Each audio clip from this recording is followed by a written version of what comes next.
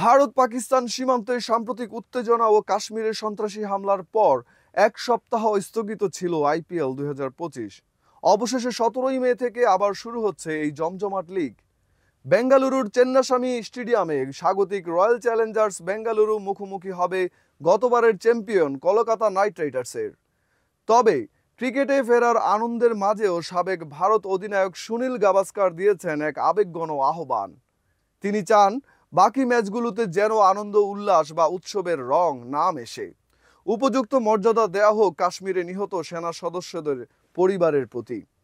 Sports টুডেকে দেওয়া সাক্ষাৎকারে গাভাস্কার বলেন, যা ঘটেছে তা অনেক পরিবার প্রিয়জন হারিয়েছে। এমন পরিস্থিতিতে মাঠে ড্যান্সিং গার্লস বা ওভার চলাকালীন ডিজের চিৎকার থাকা উচিত নয়। খেলাটা হোক, দর্শকরা আসুক, কিন্তু শুধু ক্রিকেট আর কিছু নয়। উল্লেখ্য, আইপিএল বন্ধ হওয়ার পেছনে মূল কারণ ছিল কাশ্মীরের পেহেলগামে ভয়াবহ সন্ত্রাসী হামলা এবং এরপর অপারেশন সিঁদুরে ভারতীয় সেনাবাহিনীর পাকিস্তানে হামলা।